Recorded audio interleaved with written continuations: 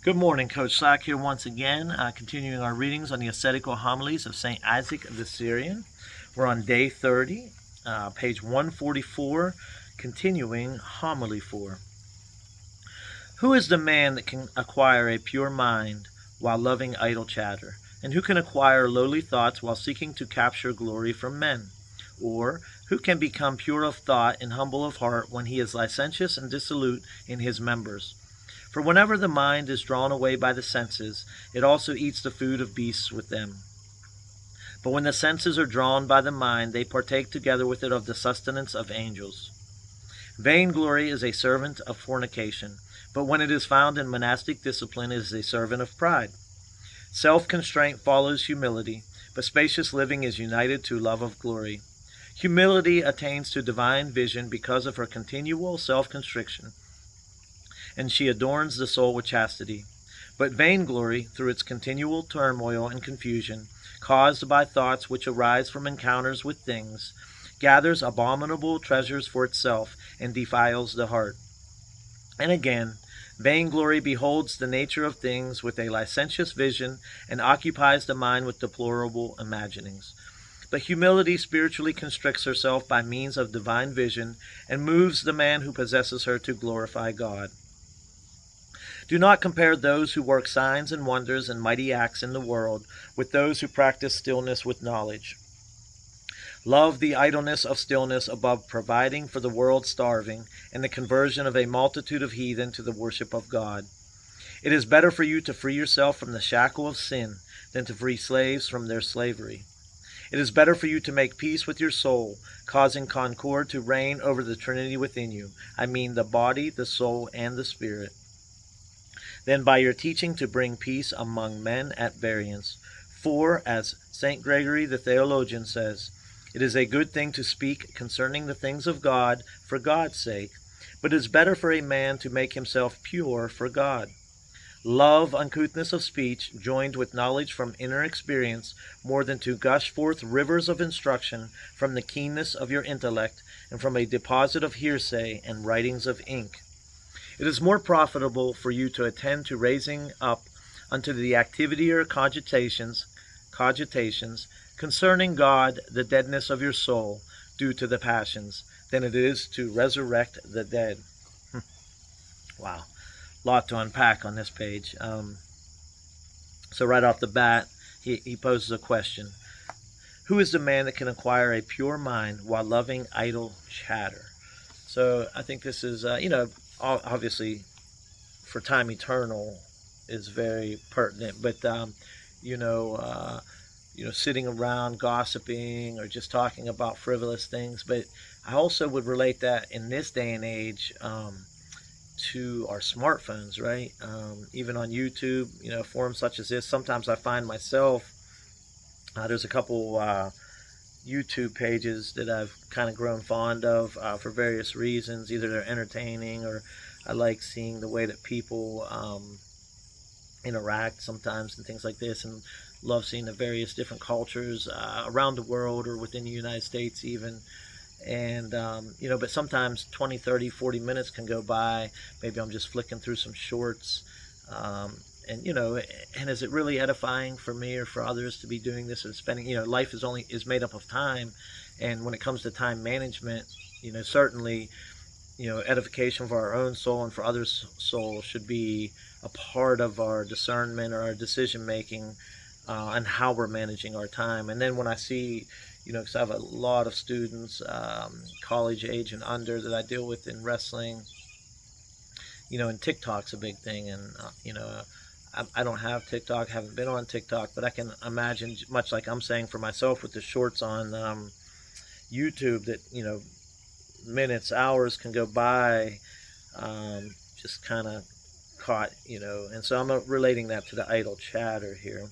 And then also in that same first paragraph, for whenever the mind is drawn away by the senses, it also eats the food of beasts with them. But when the senses are drawn by the mind, they partake together with it of the sustenance of angels. So it's like, I'm thinking of like a bull with a ring in its nose. Like, what is pulling us along? Is it just our impulses and our reactions to things through our senses? or are we discerning and really using our heart and our mind to determine our direction, right? Because I think St. Isaac is clearly saying here that if it's just our, if we're just reacting to the, sense of taste, touch, smell, these types of things, and that's what's leading us around, we're gonna, eat the food of beasts, because that's, the nature of the animal world. And, God has a purpose for us to rise above that, to use our intellect, our nous and our vous, to determine the directions we're going, rather than just sensory type of things. Next paragraph, he goes into vainglory is a servant of fornication, but when it is found in monastic discipline, it's a servant of pride. Self-constraint follows humility, but spacious living is united to the love of glory. Humility attains to divine vision because of her continual self-constriction. Humility spiritually constricts herself by means of divine vision and moves the man who possesses her to glorify God. So vainglory or vanity, for me is, probably directly rooted in our ego, as opposed to the virtue of humility. When it's all about us and me and I'm doing everything and I'm the powerful one and I'm the one creating this life, it can lead to many dead ends and many hard times. Whereas the humility, and the type of humility that, understands the love of God, and is trying very hard to reciprocate that love. God created us. He created everything in creation, all the creatures, everything. And he also, through that, has created the opportunities we have in life, created life and the opportunities that we are afforded within that context. And, when we're finding the humility of understanding that and trying to reciprocate that love through loving our fellow human beings in a Christ-like way, and being good stewards of all of creation, the animal world, the plant world, the earth, in that is rooted, I think, the greatest foundation of humility, realizing our dependence upon God and our connection to God, and letting that being the motivation in which to glorify God through both, not just our lips, but also through our actions, right? And then this last paragraph, this one's really, really, really deep, let's just say. And I remember sometime around maybe 2020, 2021, maybe a few years ago anyway, a good friend of mine and I were discussing this very page in a phone conversation. Specifically, he was struck by this sentence: "It is better for you to free yourself from the shackle of sin than to free slaves from their slavery." And this is so deep. It is better for you to make peace with your soul, causing concord to reign over the Trinity within you. I mean the body, the soul, and the spirit. A lot of times I'm talking to my students, and I kind of always present things in a triangle of body, soul, and mind. St. Isaac is saying the body, the soul, and the spirit. But again, it is better to free yourself from the shackle of sin than free slaves from their slavery. It's better for you to make peace with your soul than by your teaching to bring peace among men at variance. So this is very deep, right? So first of all, I'm reminded of a famous saying attributed to St. Seraphim of Sarof, in which he says, "Acquire the spirit of peace, and 1,000 around you will be saved." And then, and another thing that's coming to mind is something Father George Levanos of blessed memory used to always talk about. When you're on the plane, and if you were in an emergency situation and the oxygen masks would drop, and we've talked about this in other videos, of course, but you're always instructed to put the oxygen mask on yourself first. And for obvious reasons, right? It's just common sense that if you're a very capable person, maybe there's small children around you, maybe there's some elderly who are not as capable as you, and your instinct, if you're such a person, may be to attend to those first. But due to lack of oxygen, if you were to pass out before them, then who would be capable enough to take care of them if the capable were, knocked out cold? So that's why you put the oxygen mask on yourself, obvious. So then you can attend to others, right, and help as many as you possibly can. So these are some things that come to mind when I'm reading this, but there's some more things that are kind of rattling around in my mind right now. A lot of times I think people in the modern days, and maybe perhaps even longer than this, kind of relate Christianity to a morality program, saying like it's okay, like I'm a good person, I don't need the Bible, I do all those things, and there is some level of truth, because we even see it in the Bible when the apostles and Jesus was addressing the Jews.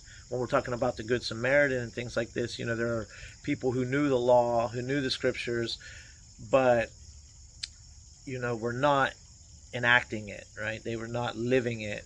They were just possessing the knowledge of it. And there were others who do not have the knowledge of the scriptures and the laws and types of things like this, but who were good people, right? And so they were, the Christian message was on their heart, not necessarily in their mind.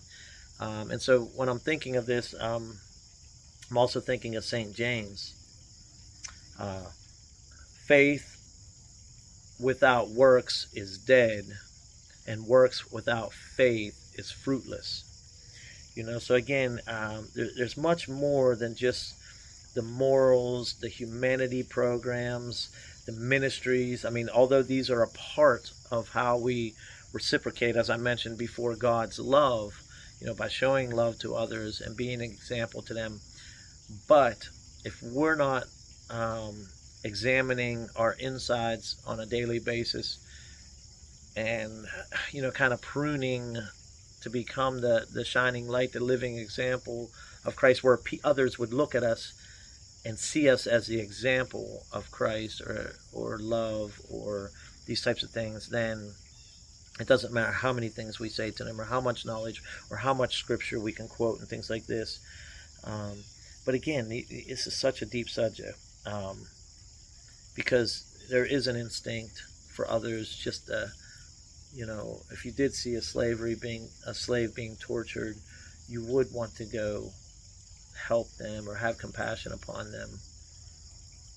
But if you're ignoring your own shackles, so it's kind of like, judge not that ye be not judged, because in God's, and this is so deep, but in God's overall picture, he wants every soul to be saved. So our knowledge is so limited on what is best for each person to save their soul for eternity. So I might be reaching here a little bit, and again, I wish you guys would contribute a little bit more in the comments, so we could go back and forth with this. Maybe you can enlighten me or open my mind up to a different view of these types of deep concepts that we're reading here. At the end of the day, God is love, love is God. Without God, there would be nothing. So the message is simple and deep at the same time, and we must never lose fact, or sight of the simplicity of the message, which is to love. But sometimes it's it's good for us, maybe those of us who are drawn to it, to delve into the deepness of our faith also. In the name of the Father, Son, Holy Spirit. Amen.